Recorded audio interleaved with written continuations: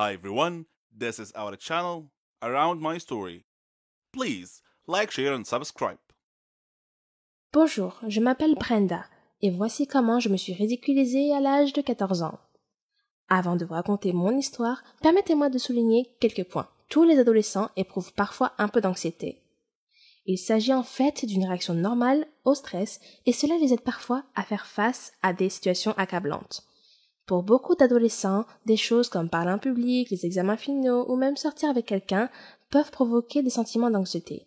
Pour certains adolescents, cependant, l'anxiété peut aller au-delà de ces symptômes typiques et affecter négativement les relations amicales et familiales, la participation des activités et même leur travail scolaire. Et ne me faites pas dire qu'être un adolescent ressort du sang du diable. Ok, c'était une blague innocente, mais je le pense vraiment. Donc, j'étais assise en classe, derrière le gars le plus mignon de ma classe. Son nom était Josh. Et je voulais juste lui demander son numéro de téléphone, mais j'étais terriblement timide et j'avais très peur d'être rejetée. Mais le moment du bal de l'école approchait. Je voulais y aller avec lui, mais il n'y avait aucun moyen de le faire en face à face. J'ai essayé de surmonter mon anxiété et je me suis convaincue d'y aller. J'ai débattu avec moi-même pendant un certain temps, manquant la plus grande partie de la leçon en classe de ce jour-là, avant de me décider à lui demander. Je lui ai demandé, et il a accepté. Il a lentement pris mon téléphone, a tapé son numéro et me l'a rendu. Je me suis sentie soulagée, j'avais obtenu le numéro. Je veux dire, j'avais tort, il n'y avait pas de quoi être inquiète. J'avais aggravé la situation dans mon esprit par rapport à la réalité. C'était agréable de réaliser que j'étais anxieuse pour rien. D'en finir et d'avoir son numéro. Je suis rentrée à la maison plus tard ce jour-là et j'étais si excitée d'appeler ou d'envoyer un SMS à Josh. Mais comme je suis timide socialement, j'ai essayé de lui envoyer un message. Mais le message n'a pas été délivré. J'ai vérifié le numéro qu'il m'a donné et j'ai remarqué qu'il comprenait le chiffre 911. Ce qui m'a indiqué qu'il m'avait donné un faux numéro de téléphone pour éviter que je le contacte. Je me suis soudain rendu compte à quel point j'avais agi bizarrement envers lui. Je n'avais pas de grand lien avec ce garçon avant de lui demander son numéro. Il n'y avait pas de relation entre nous. Alors j'ai dû lui faire peur en lui demandant son numéro. Je lui ai également demandé en plein cours en lui tapant sur l'épaule. Il n'y avait rien de naturel ou même de normal dans ma façon de procéder. Je n'ai pas agi de manière immorale, mais c'était terriblement gênant, socialement inapproprié et donc voué à l'échec. La rencontre a été douloureuse, mais je suppose que j'en ai tiré quelques leçons sur la façon de socialiser de manière appropriée. J'ai également appris qu'il est incroyablement facile de ne pas voir les signes évidents que les autres personnes vous donnent lorsque vous êtes anxieux, car vous êtes tellement absorbé par vous-même que vous ne voyez pas les signaux sociaux. En repensant à la façon dont il était clairement mal à l'aise face à ma demande, ce qui l'a fait comprendre en ne souriant pas et en hésitant à accepter de taper le numéro. Si j'avais été concentrée et que j'avais prêté attention, j'aurais peut-être remarqué son comportement et la façon dont il reflétait clairement ses sentiments à mon égard et face à notre échange. Cela m'amène à me poser la question suivante. Est-il plus facile d'avoir une anxiété fonctionnelle que d'être prisonnier de sa propre coquille, figé par l'anxiété? C'est peut-être le moindre des deux mots. S'occuper est souvent le moyen de rester figé dans sa coquille avec l'anxiété. Mais pour moi, cette expérience s'est transformée en objectif et a renforcé ma confiance en moi. Je vois cela comme une étape, mais ensuite, l'amélioration de l'estime de soi et de la confiance en soi vous permettra de fonctionner sans anxiété. C'est le but ultime. Mais vous savez quoi? Écrivez votre propre histoire.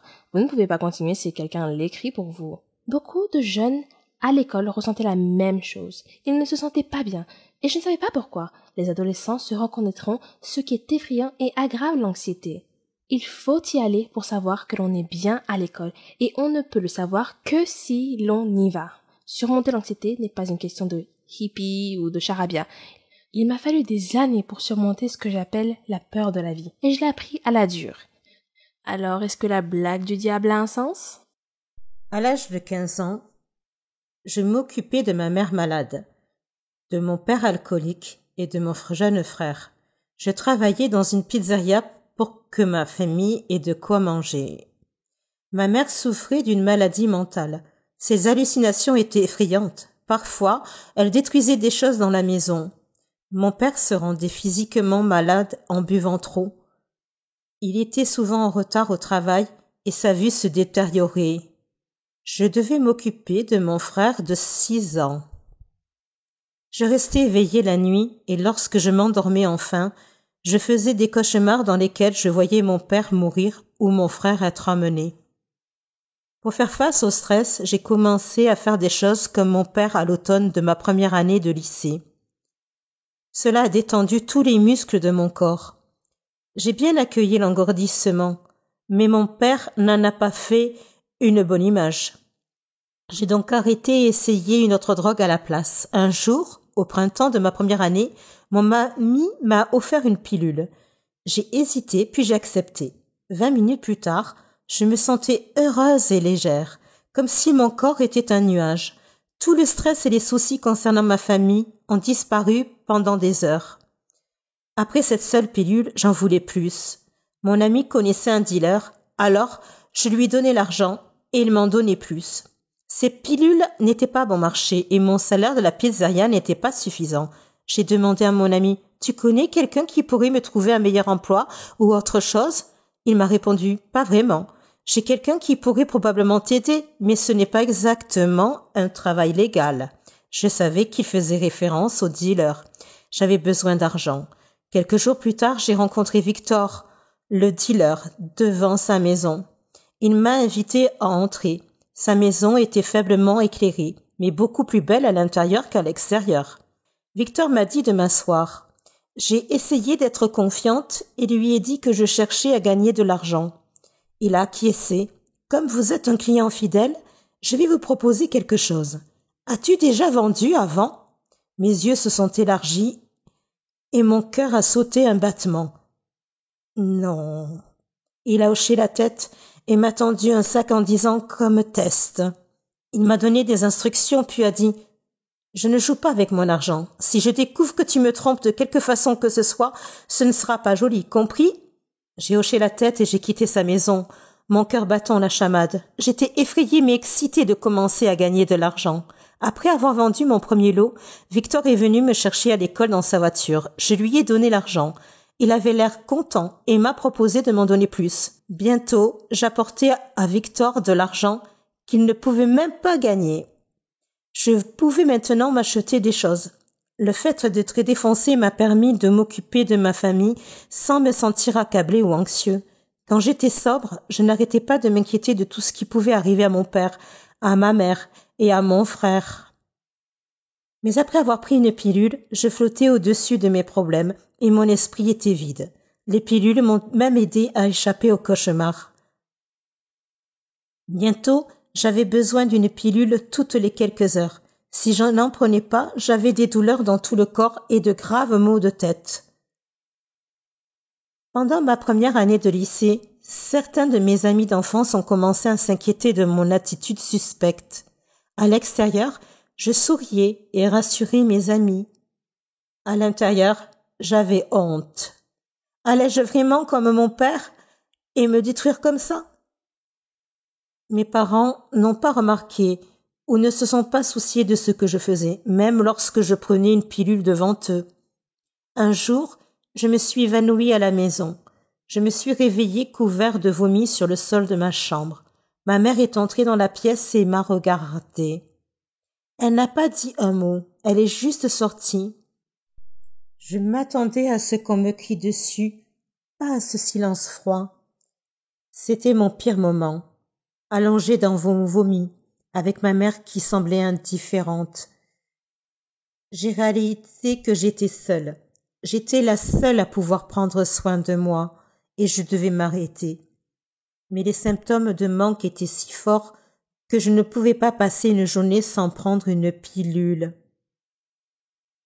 J'ai appelé mes grands-parents au début de ma première année et je leur ai demandé de venir chercher mon petit frère pour vivre avec eux, et ils ont accepté. Pendant cette période, je me défonçais encore beaucoup, mais j'ai réussi à prendre la décision la plus intelligente de ma vie. J'étais fière d'avoir sorti mon petit frère de ce pétrin. Au début de ma dernière année, je travaillais toujours à la pizzeria et je dînais toujours pour Victor.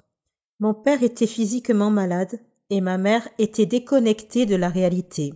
Une nuit, environ 1 an après le départ de mon frère, la clarté est venue alors que j'étais allongée en silence dans ma chambre. J'allais passer mon baccalauréat le semestre suivant et je devais faire face à l'avenir. Mes grands-parents étaient âgés. Qu'arriverait-il à mon frère une fois qu'il serait parti? Que m'arriverait-il si je continuais à prendre des pilules? Moi seule pouvais changer ma vie. Je savais que j'étais dépendante et que la première étape pour devenir sobre était de me l'avouer. J'ai pensé à toutes les décisions stupides que j'avais prises. J'aurais pu simplement rester à l'écart. Mais maintenant, 3 ans plus tard, cette honte me titille parfois et me rappelle que je ne veux jamais y retourner. Puis, en octobre de ma dernière année, j'ai agi. J'ai vendu mon dernier lot, j'ai donné son argent à Victor et je lui ai dit que je ne vendrais plus rien. Il m'a laissé partir assez facilement. J'ai cherché les symptômes de sevrage. Je savais que je devrais manquer l'école aussi, parce que j'avais lu que le sevrage physique dure 1 semaine. C'était encore pire que ce que j'avais lu. J'avais mal partout et je me sentais extrêmement faible.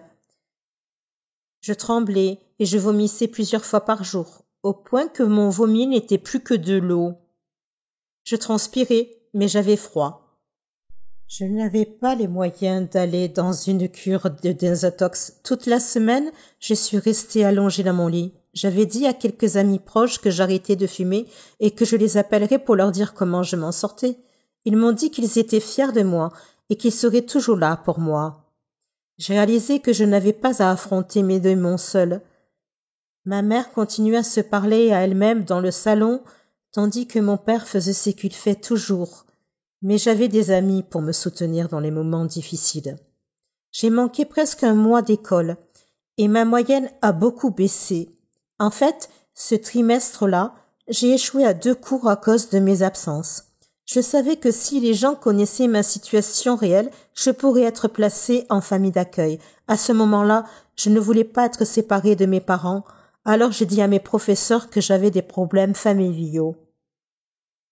Certains professeurs avaient entendu des rumeurs selon lesquelles je prenais des pilules. Mon professeur d'anglais m'a dit « Je suis fier que tu aies décidé de changer pour le mieux. Tu es une fille intelligente et j'espère que tu resteras sur le bon chemin. » Sa réponse m'a presque fait pleurer. Je n'avais jamais entendu personne, pas même mes propres parents, me dire qu'ils étaient fiers de moi. Une fois que je suis retournée à l'école, j'ai fait tous mes devoirs. Je n'ai jamais manqué un cours et j'ai eu d'excellents résultats à tous les examens. Je suis entrée à l'université. J'étais enfin sur la bonne voie. Mais la vie n'est pas devenue beaucoup plus facile une fois que j'étais sobre. L'entrée à l'université était accablante car je n'étais pas habituée à la quantité de travail demandé par les professeurs. Il était difficile de rester sobre malgré les doutes. Je croyais que je n'étais pas assez bonne pour l'université et que si je faisais une petite erreur, je retournerais à la case départ. Au lieu de m'engourdir, j'affronte mes démons et je les libère. C'est bien mieux que de ne rien ressentir du tout. Il y a beaucoup de raisons de détester quelqu'un. Peut-être qu'il vous a fait du mal, peut-être qu'il est grossier ou qu'il vous a blessé. Il y a beaucoup de raisons. Mais détester quelqu'un parce qu'il a plus de succès, au point de vouloir le tuer, c'est un peu tordu à mon avis. Je m'appelle Célina. J'ai 17 ans. Ma mère est une chef cuisinière très célèbre. Elle a même sa propre émission de cuisine que beaucoup de gens regardent dans tout le pays. Elle est douée et très créative. Elle a aussi une grande personnalité. Elle s'est occupée de nous toute seule après la mort de mon père dans un accident d'avion. Tout a commencé en cuisinant le plat préféré de ses voisins. Maintenant, elle est connue dans tout le pays. Elle a été invitée dans plusieurs émissions de télévision où elle a raconté son histoire inspirante. Je suis tellement fière de ma mère. Tout ce que nous avons aujourd'hui, c'est grâce à elle. Tout le monde l'aimait. Enfin, tout le monde sauf Katrina. Katrina était la chef vedette avant qu'il ne laisse ma mère diriger l'émission de cuisine, malgré ses talents de cuisinière qui ont fait perdre énormément d'argent à l'émission. Le meilleur mot que je puisse trouver pour la décrire est un serpent rampant. Sa jalousie et son mépris envers ma mère sont insupportables. J'ai toujours eu l'impression qu'elle complotait contre ma mère. Ce qui est un peu ridicule, mais je n'ai pas pu m'en empêcher. De temps en temps, je disais à ma mère de faire attention et de se méfier de Katrina. Mais elle me disait toujours que tout allait bien, que même si Katrina ne l'aimait pas, rien n'allait se passer. Alors je souriais, un peu nerveuse et un peu inquiète. Je ne pouvais pas savoir qu'elle serait bientôt confrontée au danger.